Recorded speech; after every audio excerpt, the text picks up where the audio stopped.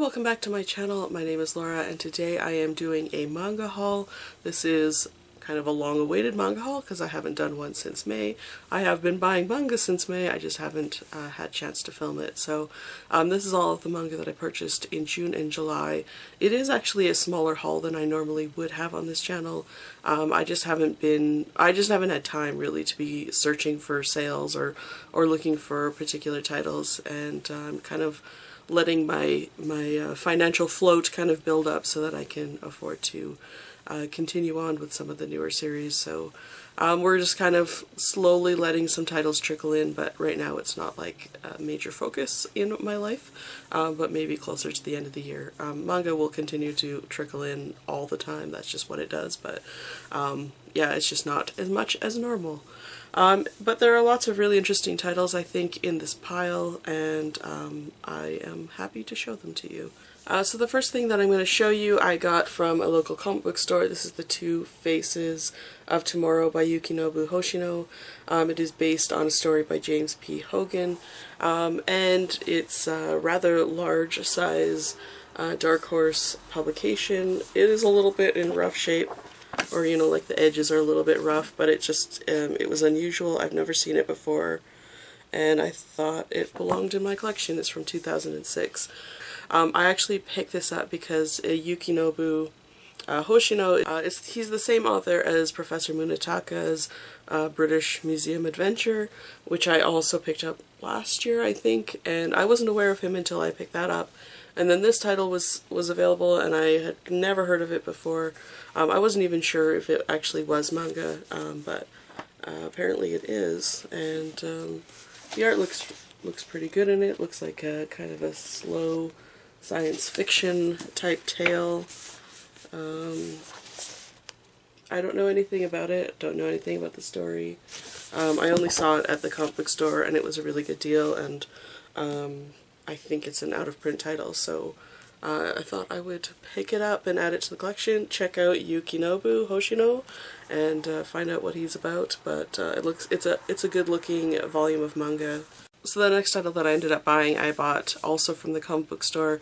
I did buy the entire series just because it is getting a little bit harder to find, and also because I was watching Apollo Gray's videos and he kept saying that it was hard to find, and then it was making me all stressed out because I was like, then I need to have it in my collection because I've wanted it in my collection forever. And then I found all of the volumes for really cheap at my comic book store, and so they're like all brand new and like cheaper than I could get off of like a Right Stuff publisher sale. So there you go. But it, you know, it was sort of like, I have to buy these now, so I did.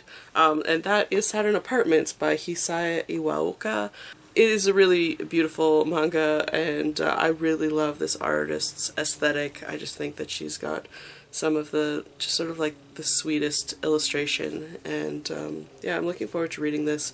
I bought Volume 1, Volume 2, Volume 3, Volume 4, Volume 5, Volume 6, and Volume 7, and these are some of the prettiest covers. I didn't mention before, but this is actually about a boy, I think he's about 16, and he is a window washer in this sort of like planetary station or something. I believe Earth has been abandoned, and so now humans live out in space, so I think that he is this space window washer. I don't really know what the story is. I don't know if there's much of a plot, but it's really, really pretty, and that's enough for me. And also, I always get stressed out when things are starting to go out of print, so that was also enough for me. So the next titles, I'm not entirely sure if I've shown some of these before. They are from Right Stuff, and they were just pre-orders that arrived. So the first one is Goodnight Poon Poon, Volume 6 by Inio Asano. This is just the next volume, next installment in this series. Not my favorite series, but it is well told, and I think that makes me continue to want to read it. There is another volume, I think, after this. I don't think this is the last volume because I don't think the image is quite complete, because when you line up all the spines together, they create an image of Poon Poon with some stars around it. and I think there's one more volume after this, probably. I can't remember. You can let me know if you know. So I am currently reading this month, and so I will be caught up pretty soon to at least this volume. It's an interesting title anyway. The next thing that I picked up was Manga in Theory and Practice, The Craft of Creating Manga by Hirohiko Araki. This is the same author as JoJo's Bizarre Adventure, which if you are buying the new editions of JoJo's, you would recognize this cover because it is printed in the same style, which I am so appreciative of. It's really pretty. It's just a really nice quality hardcover book. I did hear that there were a couple of things that were kind of missing from it, maybe some illustration. I'm not entirely sure, but I'm really happy to have this. I won't be reading this probably right away. I think I want to read a little bit of Araki before I actually read his works on what he thinks about creating. But I am really, really interested in this, and definitely it increases my interest in reading JoJo's. And JoJo's is going to happen sometime in the next year and a half. Because it is, you know, it's time. It's time to read that. But yeah, this looks like an interesting, just sort of nonfiction. You know, it's just nonfiction. There are a couple of illustrations in it, but mostly theory, which really is my speed. So yeah, looking forward to getting into this title. So the next title that I got from Right Stuff, and I don't know if I've talked about this one already, I certainly talked about it in my Manga Readathon wrap-up, and that is Dream and Sun by Ichigo Takano, Volume 1. This is the same author as Orange. If you have a choice between the two, definitely pick up Orange. This one is sort of okay. It's a pretty average shoujo manga. It's not terribly memorable. The next two titles that I got actually come from chapters, so I did end up paying full price, which is really strange for me. I don't really do that. But I was looking for something for an example for our Manga Readathon for the Yonkoma category. The 4-panel comedy manga, I have a couple, but I just didn't want to use them as examples. You know, I could have. So I was looking for something new, and I ended up picking up Kini Ro Mosaic by Yui Hara. And this is published by Yen Press. It was a title I'd never heard of before, but I think 3 volumes are out at least, because there was 3 volumes there. Basically this is about an exchange student from England who comes to Japan, and then sort of like the culture shock between like her friends here and their experience with her. It's really funny, and I was really surprised at how much I liked it, and I definitely will be picking up more of this. So yeah, I recommend it. If you've never read a 4-koma or yonkoma, then this is definitely an easy one to get into. I think the comedy translates really well, which I can't say for a lot of yonkoma. So yeah, definitely give this one a try. The next title that I bought is the next volume of Kitaro. This is The Great Tanuki War. I think that these are actually a selection rather than a serialized title, so you can pick them up like any volume in the series. You don't have to pick up the very first one, although Birth of Kitaro kind of makes the most sense because it gives you the backstory of Kitaro and some of like the main players in the Kitaro stories, but they are episodic, and they are just sort of like Kitaro running into different monsters and his experience with them. And I don't know, I just really enjoy these stories. I really love Shigeru Mizuki's style and his storytelling, and I really like Zach Davidson's translations. Like, he's just such a good translator. So I really enjoy these Kitaro books, and I will continue to buy them. The next 2 I got from my sister, and it was just because she had an order, and she decided that she needed to buy these things for me because I wasn't buying them for myself. So the first one is Starting Point 1979 to 1996 by Hayao Miyazaki. I believe this is just an autobiography about his time during these particular years. I do have the next volume, like the volume 2, which is 97 to 2000 something. I can't remember, but it was in hardcover, and we were waiting to see if there was a hardcover that we could find for, you know, any reasonable price, but there wasn't. So there's just softcover, and we thought might as well, or she thought might as well pick up the softcover now, you know, just to be safe. So I have this now, and I can finally get into this autobiography. I was going to wait until, you know, I had volume 1 before I started reading it, so I'm really interested in reading about Miyazaki and at least what he thinks about himself and about like his experiences, because I'm sure he's got a lot of things to say. And then the other thing that she picked up was a Jiro Taniguchi title, and that is The Summit of the Gods Volume 1. This is by Yumi Makurabaku and art by Jiro Taniguchi. I think that this is about mountaineerings or mountaineers. I'm not entirely sure if it's biographical or not. But I have picked up a handful of titles or handful of volumes, so this is just sort of filling in where we have some empty spaces. And since this is out of print, this is by Fanfare Ponenmon, and it's a little bit hard to pick up some of these titles when they go out of print a little bit more than some of the others. So definitely wanted to get on it when we had a chance. So she ended up picking this up for me, and I'm looking forward to reading it. You know, mountaineering is definitely a very unique title or very unique subject in manga. I haven't read many stories about mountaineering, if any, and definitely stories in the mountains. I don't know how many more though I need to collect, so I have 4 now, and maybe there's 6. But yeah, Jiro Taniguchi is just such a beautiful illustrator. He has a sense of realism in his illustration that you know, other mangaka are just not like taking the time to add in. Like he he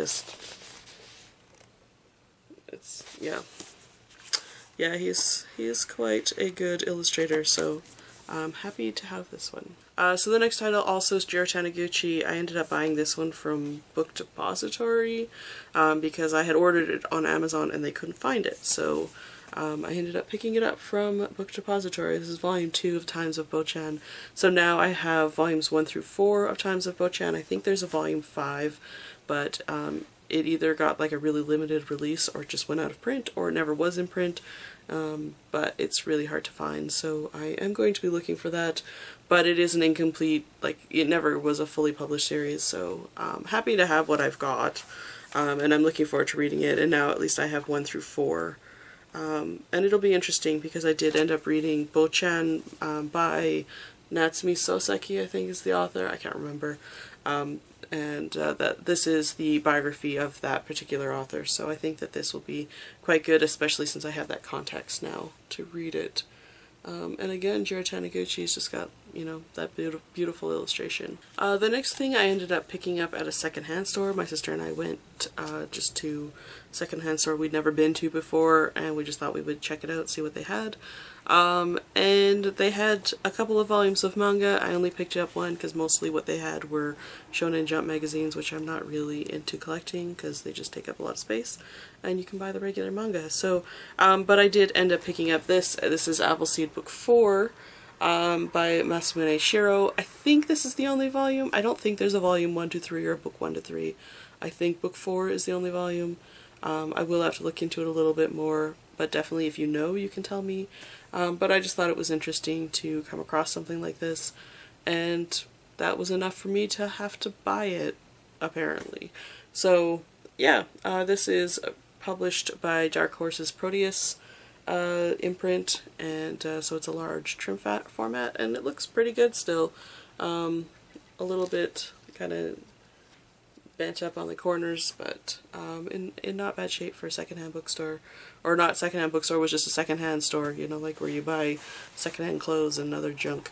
And apparently Appleseed. So yeah, happy to add this to my collection. I'm happy to add everything to my collection. But this one, yeah, it was just kind of, it was fun to find, so I ended up having to buy it, apparently. And then the last volumes all come from Akadot, which is an online retailer, and they used to, or I think they still have a partnership with June Manga, which is a yaoi publisher, and they sell DMP titles, so digital manga publishing, but I'm not entirely sure what's gone on over the years, because they seem to have like really decreased their operations. Like they used to have a bigger presence And like DMP used to sell their titles on Amazon. A lot of the titles now are only being sold on Akadot, like they're being published and released on Akadot only. And then they are publishing one of my favorite shoujo manga series, and the very last volumes have come out. And I was able to buy the second last volume because I was able to buy it, I don't know, several months ago. Maybe last year or the year before, I don't remember when it came out. And then when they released the final volume on their website, I went to try and order from them, and I kept getting locked out at the point of purchase. Like, so there was something going on with their website, and this was just after June Manga had split with them and gone off onto their own kind of website and platform and promotional avenue. So Akadot is still like there, but they just have this like skeletal looking little website, and I've been on there several times looking to try and order something, and finally it let me order something. So I ended up basically ordering everything off their catalog that I was interested in, just so that I wouldn't have to go through that disaster again. And in addition to that, Akadot is expensive. They have very expensive manga. Like, they don't discount, I think because they are such a small operation. Their shipping is expensive. They don't discount to Canada at all.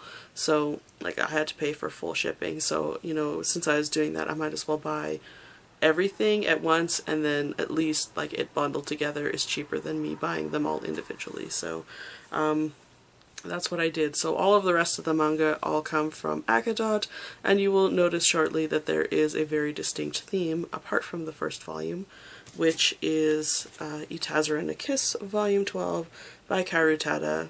It's a really great series, and it's definitely, like, if I had to pay full price for something, I'm happy it's this, because it's a really wonderful series, and I love the way that this story progresses. So really good title. Really glad I was finally able to get into their site and buy this.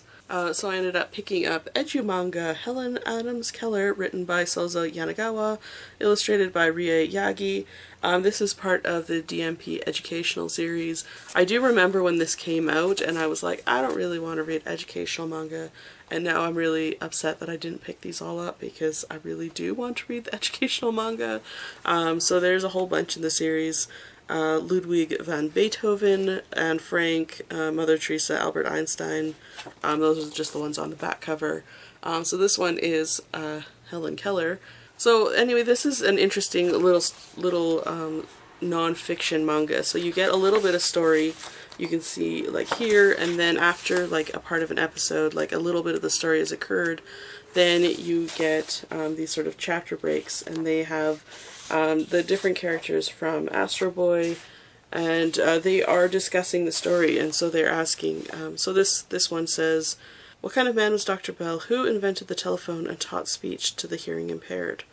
Both Bell's grandfather and father were also specialists who taught speech to the hearing impaired, so he was following in their footsteps. Like, it's giving you background information in the form of like just sort of question and answer, so you learn about you know, the different characters and like who they were as people and what kind of techniques they used, and you know, like just sort of the successes that they had and what that meant. So like this one is right here, this one is what is sign language that Helen is using, and then the doctor says communicating by using the hand to make different shapes representing the letters of the alphabet. So like it's not like, you know, it's groundbreaking information, but there is information in here. It's a unique experience to read these, and I really wish I had more of these. So I will be definitely trying to track down some of the other titles that got published at some point. Like, they're not the most highly, you know, prioritized titles in my collection, but I think they're an interesting thing to own.